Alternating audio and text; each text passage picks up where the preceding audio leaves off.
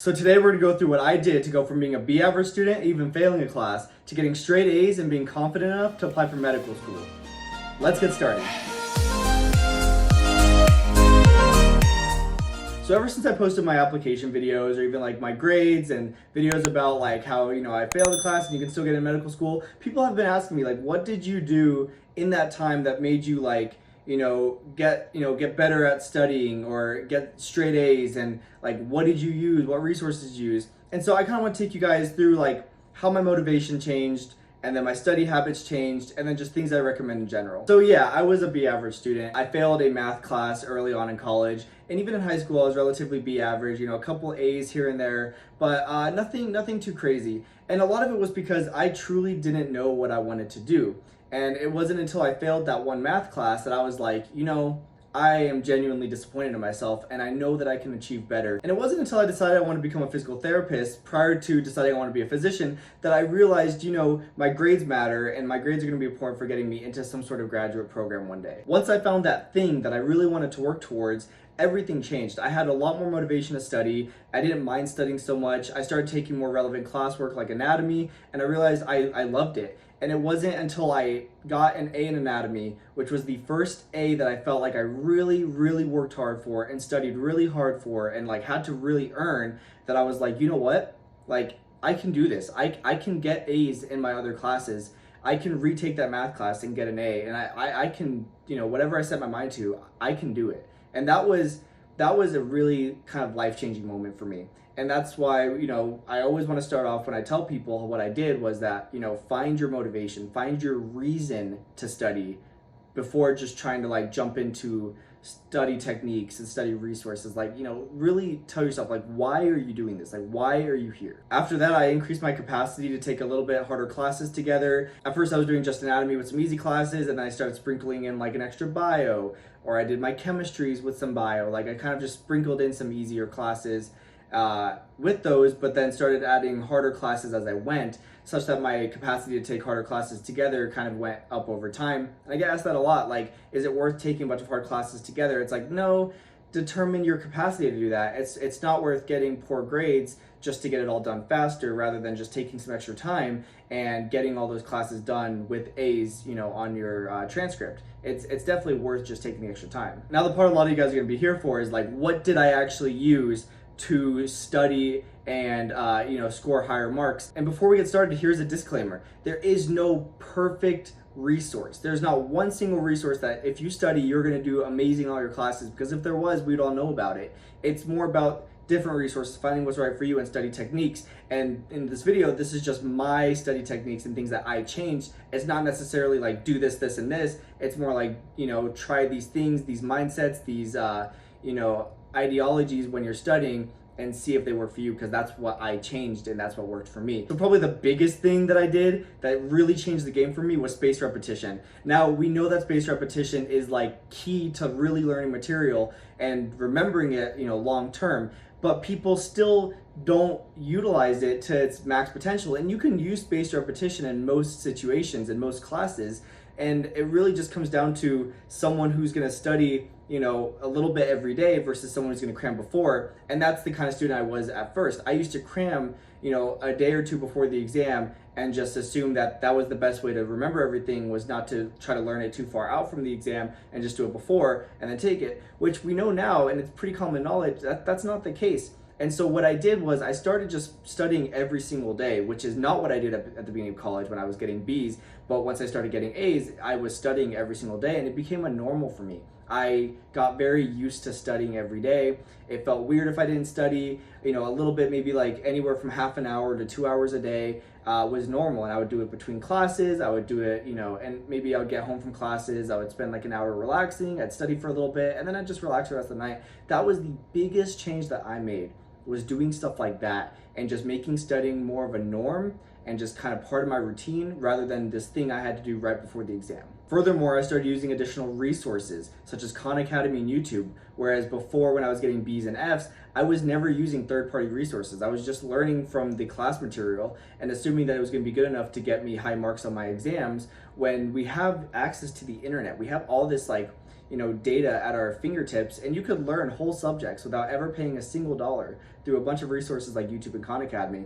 And so, kind of going along with what I talked about with spaced repetition, I started doing things like, for like chemistry, I started watching Khan Academy the night before, and then I'd go to lecture the next day and kind of like review that material in lecture. And then after that, I would read the textbook on that material. And then if I really didn't understand anything, I would go onto YouTube and see if I could find a video that explained it a little bit better. And those are multiple passes on the same material, and just became part of my integrated study habits, such that I was using third-party resources, spaced repetition, going through my material from class and outside resources. It just started coming together and forming this kind of knowledge base where I was just getting input from different sources. And going back to what I've already kind of hammered in on this video is spaced repetition. Use multiple resources. Use resources at different times, before you're learning a lecture, after you learn a lecture.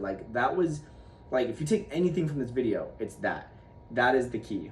Along with using other resources like practice questions, using ANKI. I didn't really get to use ANKI until the end, but I used it for biochemistry and anatomy. It was super helpful because you're essentially creating your own practice questions and fill in the blank questions by just doing these flashcards, and it kind of goes into your head. And when you get it wrong, you got it wrong. You'll remember what you got wrong, and you're gonna remember the answer the next time it comes back up. So practice questions are key. Khan Academy has tons of practice questions. You can go on YouTube and find practice questions for any subject. It's super easy to find practice questions. You shouldn't only be doing questions for the material when you take your exam. And that's something that I did change about my study habits, was just starting to do more practice questions and, learning, quizzing other people. It really helps a lot. I also started doing things like organizing my workload a little bit better. For example, towards the end of it, I was taking 3 labs at a time, along with the lectures. And it's a lot of work. You have to study for the lectures, you have to do your lab, pre-labs, post-labs, your write-ups, and it just became a lot of busy work. So what I started doing was really organizing my tasks for the day. So I remember when I was doing that, every single Monday, I dedicated to doing pre-labs and post-labs, such that every Monday after classes, I would get home and I would spend, maybe an hour or two doing all my pre-labs and post-labs. I was taking bio, physics, and OChem at the same time, and I would get it all done day 1 of the week for the labs that I had throughout the week, and I didn't have to worry about it at all after that. And then the rest of the days throughout the week, I could focus more on studying the actual material for the lecture versus having to do busy work, and that helped a lot. I also realized along the way that I actually really like teaching, and that's kind of part of the reason that I made this YouTube channel, was to share my experiences and kind of have my own platform for teaching. And so I found I really did enjoy teaching some of my peers when I knew the material. So I started studying like I had to teach the stuff. So if I was reading over something and it was the first time I was reading over it, a lot of the goals that I would have was make sure that when I was done going through this material, that I could go and talk to someone and tell them exactly what I just learned in a more layman's way. Kind of essentially dumb it down a little bit, because if you can explain something to someone, that really does confirm that you understand it. And I think a lot of people, they just kind of read things and they just keep it in their head, but then if someone were to ask them to just answer it rather than just a multiple choice question, if someone were to ask them just to explain it to them, they wouldn't be able to do that. And so my goal was to be able to explain everything and understand why everything was the way it is, or why this was fact and why this mechanism worked this way. And that is a mindset that you should definitely keep with you, anytime you're studying anything. Also, something I started doing was studying more on my own. So beginning of college, I remember I used to pretty much only study in groups. If I had my buddies from classes and we'd go to the library after class, or we'd meet on campus, and that was the only time I would ever really study. I wouldn't really study on my own. That was kind of a big mistake, because I kind of learned over the years that multiple people who don't know anything or don't know the material themselves coming together, isn't productive. But people who have studied the material on their own and have a good understanding of it to the point where they're kind of capped out and can really only expand their understanding of it by talking to other people who also have an understanding of it and possibly have a different understanding of it, that helped a lot. So for example, I used to study anatomy in groups of 6. And I almost got nothing done because I was always socializing. We all didn't know anything, so there was no forum of conversation that we would go over the material. But fast forward a few years, I was taking some bio classes, and I had a really good friend, and him and I, we were great about just studying on our own. And then we would meet before lecture every single lecture day, and we would just talk about the material, and we'd kind of go through it. We would have the PowerPoint up, but it wasn't us learning. We would just talking about the material, and we would quiz each other. So we'd go through the PowerPoint and like quiz each other on it, and then that tests your active recall. And then if we got something wrong, we'd just talk about it. And it was really fun because I felt like we were just kind of diving into like other aspects that the information can be used in, because we had that understanding, that base understanding of the material, such that we can have a conversation about it, which that's a huge difference. If you can't have a conversation about the material that you're learning, like how well have you actually learned it? And so that was another goal that I always had, besides being able to like teach the material to someone, was just being able to talk about the material. Like if I was talking about mechanisms, just be able to talk about the mechanisms, because we understood how it flew, how it would flow through the through the reaction.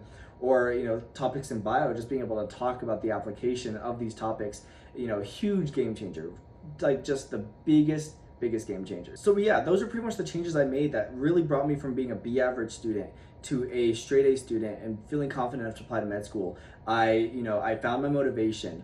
I started doing spaced repetition. I used additional resources. I started using practice questions. I started studying more on my own versus studying in groups, and then using groups to kind of like collaborate. I started learning like I was going to teach. These are all really important changes that I made that really kind of like brought me to the level that I was at when I applied. And anyone who's seen my application video, you saw that progression. Like that really is what I did. There's not like a perfect resource, there's not like a perfect study technique, but these little changes that I made to what I was doing over time, they made the difference. And I'm really happy with kind of how it turned out and the kind of the student that I became from where I started. Anyways, I hope this video wasn't too dragged out. If you have any questions, let me know and I will try to help as best as I can. I know finding your perfect study method is really difficult, and a lot of us spend years trying to figure out what works best for us. And so I hope that these ideas kind of give you a little bit of insight and maybe some ideas that you guys can use for yourselves. Anyways, thanks for watching. I will see you guys next time.